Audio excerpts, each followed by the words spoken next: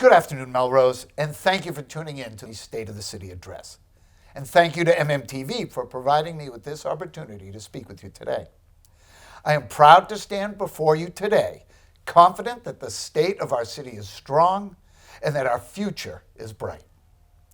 It would be impossible to imagine when I took office back in November of 2019 that within a matter of weeks, we would be facing a global public health crisis. But today, fortunately, we are at a different stage of dealing with the pandemic. With the Omicron variant receding, there is a new sense of hopefulness in the city that we are turning a corner and that a return to greater normalcy is right around the corner. In today's address, I will briefly look back on how we as a city, as a community, responded to the pandemic, and I will share with you a vision for how we can move forward together into our future. I do want to take a moment to acknowledge the losses experienced by so many in our community as a result of COVID. Especially, I want to extend my sincere condolences to the families of the 67 Melrosians who died due to contracting COVID-19. And we all have experienced so much over the past few years, and we have gotten through these challenging times thanks to the tireless efforts of family, neighbors, faith leaders, community partners, and a dedicated city staff. Looking back on the early days of the pandemic, it is incredible to think about the magnitude of the effort everyone undertook to adapt to what we eventually came to call the new normal. Our teachers, school staff, nurses, and administrators introduced thousands of Melrose students to virtual learning, all while coping with their own pandemic stresses and amid the chaos caused by school closures.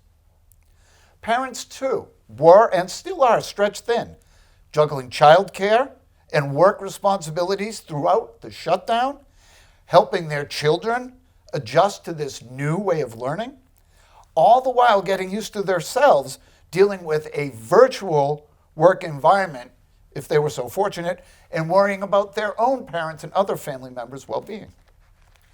During this time, our IT department stepped up. They were tasked to deliver remote work solutions both for our schools and for the city. That included approximately 700 staff in addition to our 4,000 students who would be learning from home.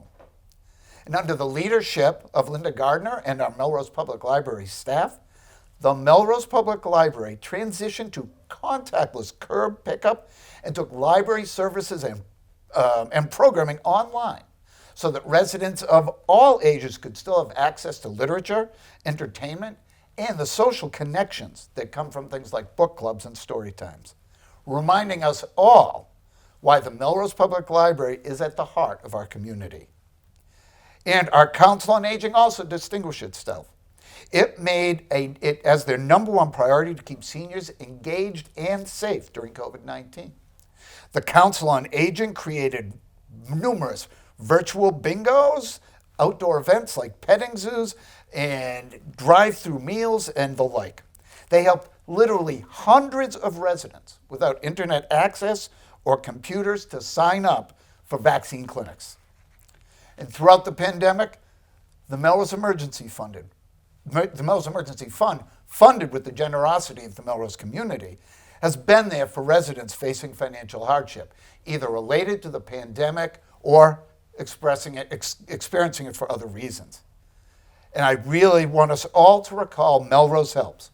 Melrose Helps was a group of volunteers who supported vulnerable residents during the shutdown and the pandemic by making grocery deliveries, making sure people got their prescriptions filled, providing much needed supplies like face masks, or simply, quite frankly, just being a friendly voice on the other end of the phone. I would like to take this moment to again thank all the dedicated city staff who coordinated Melrose Helps and the hundreds of volunteers who made it happen. I hope you will all look back with pride and satisfaction on what you did to care for your neighbors during this extremely challenging time. Your efforts will not be forgotten. Now, the well-being of our community was also affected in other ways by national events. In 2020, the interconnected crises of the continuing pandemic and the much-needed beginning of a much-delayed conversation on race and equity sparked by the murder of George Floyd and other incidents, presented challenges to every community in the United States. So what did Melrose do? Inspired and led by a Melrose High School student, Jackson Cerise, over 1,000 people gathered peacefully on the Lynn Fells Parkway to ask for change, to ask that we live up to the ideals expressed in our founding documents. And change, while slow, is coming. As initial steps, our HR department provided all department heads and managers with training on unconscious bias and best practices in the workplace to promote inclusivity, and we broadened the scope of our recruitment strategies. I created a Diversity, Equity, and Inclusion Taskforce to advise me. And working with Visions Incorporated, we have engaged with the community through a community survey and focus groups, which will provide the basis for further community engagement and dialogue and to help us guide additional city investments in this important work. In 2021, when the COVID vaccine finally became available, our health department immediately began working with our surrounding communities, especially our friends in Wakefield, to provide information and access to vaccinations to our residents. Again, with the help of literally hundreds of volunteers and coordination among the Council on Aging, Memorial Hall, our health department, the police and fire departments, DPW, and city staff from other departments, we held a series of vaccine clinics throughout the late winter and spring of 2021. These clinics were an enormous lift, but provided incredible value and security to our community. And vaccination efforts continued throughout 2021 with mobile clinics at the summer stroll, in the fall for teachers and students, and at booster clinics for various age groups later on. These clinics were professionally well-run operations, and everyone who made them possible and all those who attended and got their shot deserve our gratitude. Thank you again for stepping up, for looking after each other, and for helping keep our Melrose safe. Through your efforts, Melrose has become one of the most vaccinated communities in Massachusetts, with 91% of eligible residents having received at least one vaccination and approximately 80% of eligible residents vaccinated. I do want to take this time to urge you, if you haven't done so, to get vaccinated and please get your booster. Now, when COVID-19 made gathering and socializing indoors problematic, to say the least, our Office of Planning and Community Development and DPW collaborated with the Ped Bike Committee to obtain a Shared Spaces and Streets grant to fund the construction and installation of 4 downtown parklets that enlivened our downtown and other business nodes, and most importantly, above all, gave everyone the opportunity to socialize outdoors. The city also sponsored several public art installations as part of our Streetscapes initiative. These efforts, including the reimagination of Central Terrace with a mural and more public seating, enliven our public spaces, draw foot traffic and customers to our downtown, and encourage visitors from outside of Melrose to explore our city. During the same time, our DPW worked with my office to pilot our Slow Streets initiative that allowed neighborhoods to advocate for and help design traffic calming measures that made our streets safer and more livable for all. This emphasis on increased outdoor living, including our closure of the Fellsway, was in part an effort to improve our quality of life, but was also an answer to a challenge that serves as a roadmap to a more vibrant future for our walkable community.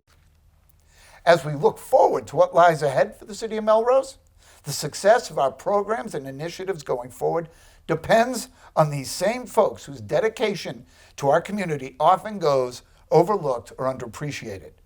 To all our city staff, we have not forgotten all the work you went through during the pandemic, and we will not take you for granted, and we thank you for your dedication to the community.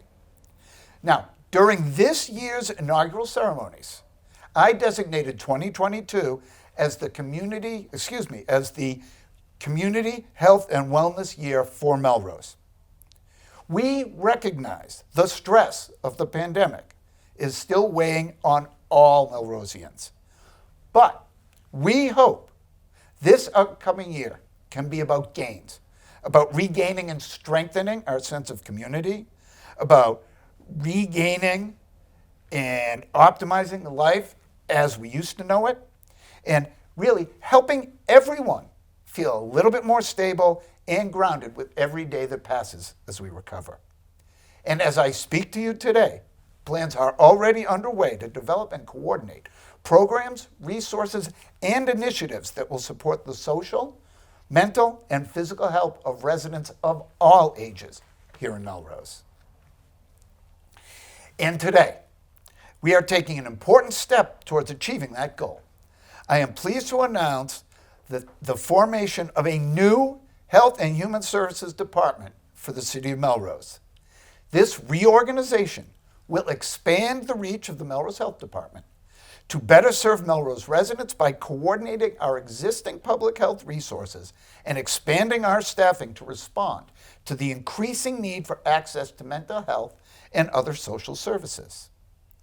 Emily Hatchwell joined our team earlier this year as Melrose's full-time public health specialist, a role previously known as a substance use prevention coordinator.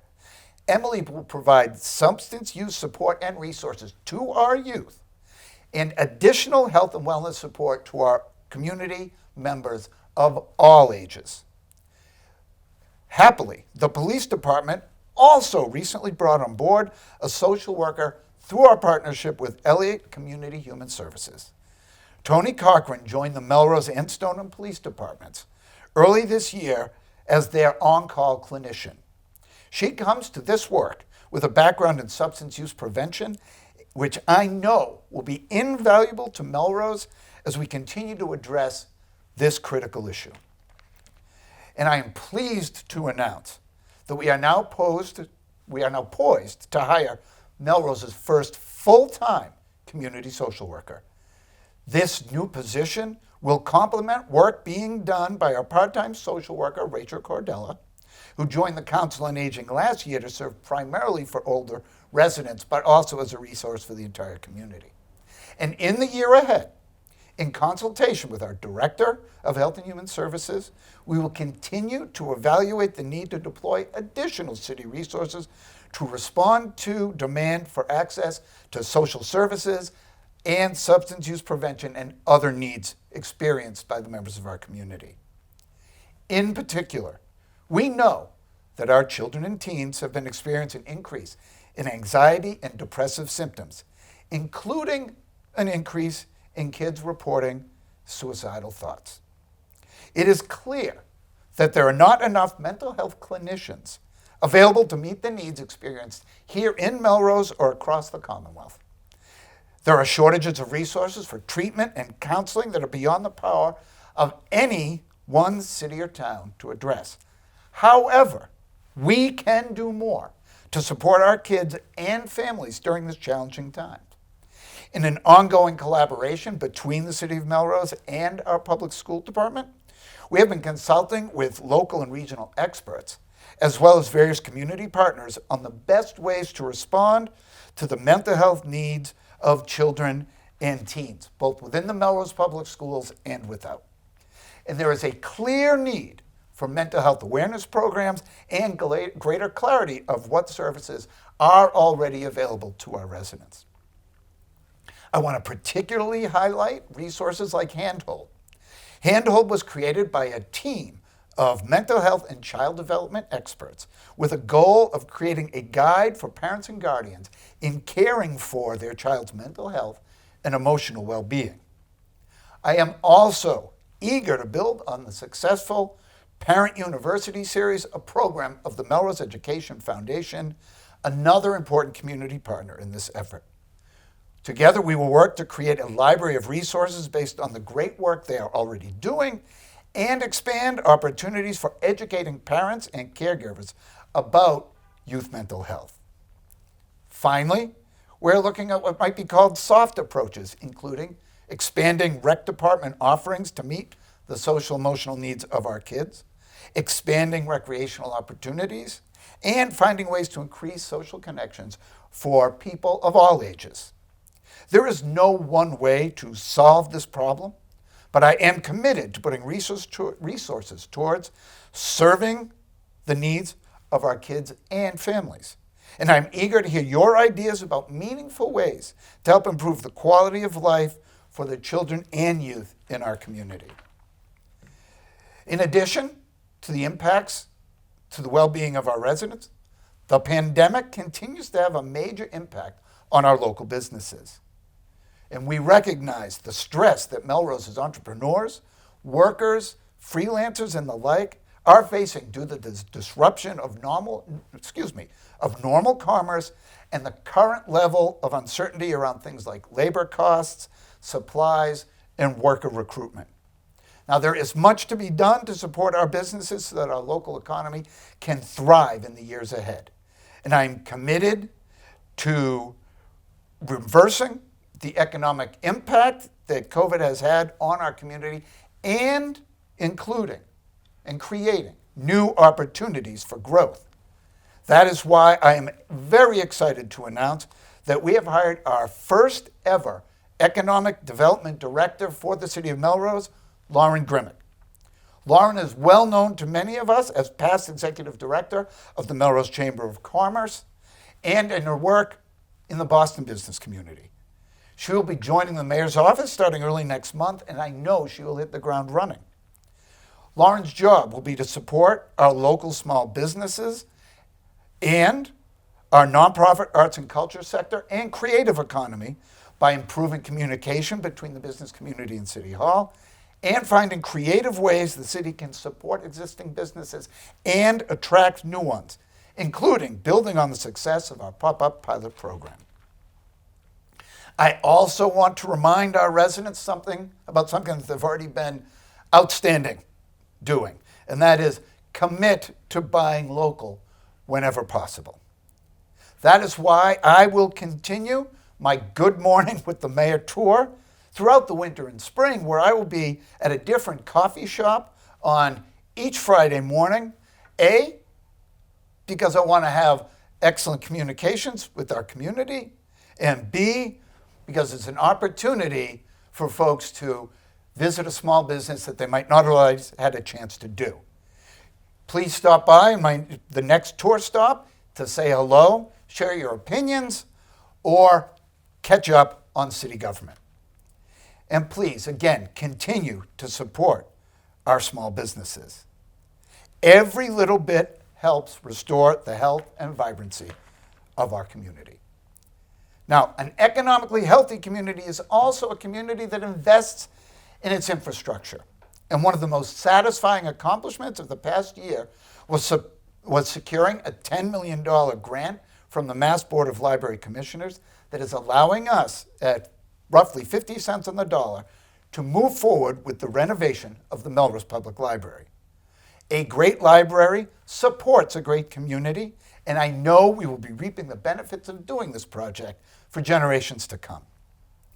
And despite the pandemic, thanks to prudent financial planning by our CFO and the City Council, we have been able to make significant investments in almost all of the top capital priorities in our 2019 capital improvement program, including a generator for City Hall to boost our resiliency, new scuba gear for our Melrose firefighters, a new ambulance, pumper truck, and ladder truck for the fire department, the aforementioned library renovation, our Memorial Hall repairs, almost $500,000 in playground upgrades and improvements, and many needed capital investments in our schools.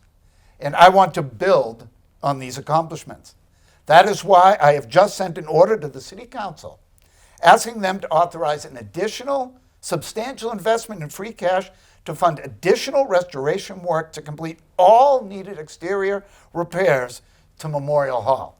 It is a cultural and economic engine of our community, and it is a wise investment for the future. And that is why I'm also proud to report on the significant progress we are making on the critical task of advancing our Public Safety Building Committee project, which has been dormant since 2018. As you know, I have convened a talented and highly motivated group of citizen volunteers for our reestablished committee.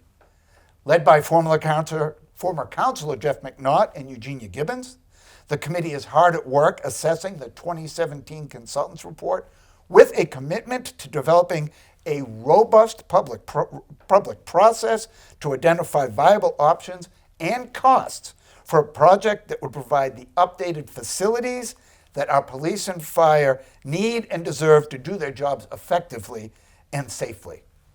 We are committed to addressing long-standing accessibility issues here in Melrose. As you know, our recently formed Commission on Disability, in partnership with the city, recently applied for and received a grant to conduct an ADA accessibility self-assessment. The goal of this project is to evaluate the city's services, policies, and practices, including physical access to city-owned buildings and facilities, and provide recommendations that will result in a more usable, inclusive, and welcoming environment for all members of the Melrose community. In addition, ongoing investments in our roads and sidewalks continue to make our streets safer and more attractive to people of all ages and abilities who want to walk or bike in the city. And I'm excited to share that our DPW engineering division is in the process of developing a traffic calming toolkit that will serve as a best practices guide for dealing with traffic concerns in our neighborhoods. Once this toolkit is finalized, we'll be able to make data-informed decisions to improve transportation safety for people who walk, bike, drive, or use public transportation in our city. We will also continue to make investment in parks and recreation, including improvements to the sports facilities near the high school and El Pond, improved playground equipment, and additional courts for pickleball and basketball, including constructing the Amazing Grace basketball court on the Melrose High School campus.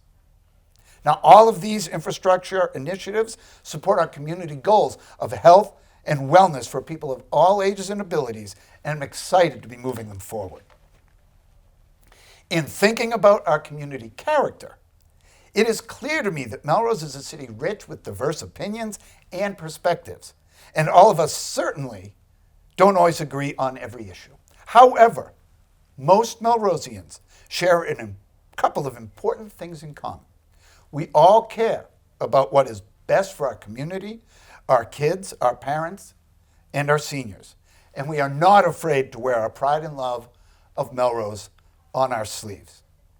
And in the weeks and months ahead, I am committed to increasing our ability to bridge our differences through community building events and conversations that promote understanding. I look forward to consulting with professionals and community members alike to help develop our skills, our ability to engage in productive and civil dialogue so that we can find ways to listen to each other, find agreement when possible, disagree without division, especially when we are dealing with challenging issues. Community-wide events will continue to be an important way that we promote civic engagement, build community spirit, and provide enjoyment of our beautiful city to residents and visitors alike. These events are also a great source of pride for all the dedicated volunteers who organize them, and we are grateful for those efforts. And for the first time since the onset of the pandemic, I am thrilled to announce that the Melrose Reads program has just launched a community-wide book reads program in collaboration with the Melrose Public Library and the Melrose Public Schools. The goal of this program is to promote community education and engagement through a collective experience of literacy. This year's book is American Like Me, Reflections on Life Between Cultures by America Ferrera. Now, this program we help to use to promote civic engagement, but we also believe it will be fun. There will be a program of events, projects, and community initiatives centered around the themes of the book. So make plans now to read the book so that you can join the fun later. And in April, we as a community concerned with and leading the fight against climate change, we are looking forward to this year's Earth Week celebrations, including building on the incredible success we had last year with programs such as our electric vehicle parade and our Keep Melrose Beautiful litter letters. And in other exciting news, I'm pleased to announce the return of Healthy Melrose on May 7th. Healthy Melrose will look a little bit different this year, but in the best of ways. Last year, you may recall, was a virtual event, but this spring, we will be back in person on Fred Green and on the Melrose Middle School campus. And the focus of the event will be expanded. In addition to our traditional activities and vendors, we'll be focusing on promoting mental health and wellness across age groups. Now, we also look forward to a full return of Memorial Day in 2023, but we will continue to find ways to acknowledge the sacrifices made by our veterans and their families, including honoring Veterans Day, Vietnam Veterans Day, this March with several special events. And I also want to note that I want to thank the City Council for considering an initiative to reinstall or recodify tax relief for some of our veterans serving overseas. It is a necessary and important way we continue to support our servicemen and women here in Melrose. I am also very pleased to note that the Veterans Roll to Washington program will resume this year for the first time since 2020. Roll to DC gives Vietnam-era veterans from Melrose, Wakefield, and Saugus the chance to tour Washington, D.C., and finally have a welcome home experience.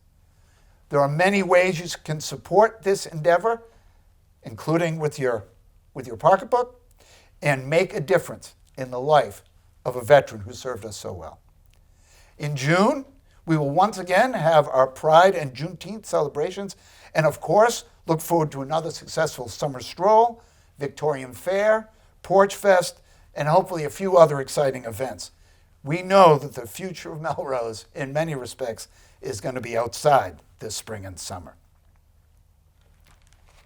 Finally, over the past few months, our administration, my team, has been in the process of collecting and evaluating proposals from city departments for use of the funds Melrose will receive and has already received through the American Rescue Plan Act, which you all probably know as ARPA. To date, we have received literally millions of dollars of proposals reflecting a wide range of very important needs, from human services to infrastructure and the like.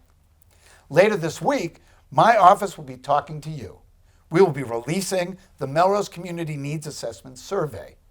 We'll be asking residents and business owners, of course many of you are both, to put a series of community needs in order of your priority, and also to share your ideas for how to invest these funds wisely. To truly be reflective of our community priorities, we need feedback from everyone: students, seniors, business owners, retirees, parents, and the like. So please, when you see the survey, take it and share it with your friends and neighbors. We will use the results of this survey to help us prioritize the use of funds we have received through ARPA, as well as any additional resources provided by the state or federal government over the next 2 years, including from the infrastructure law.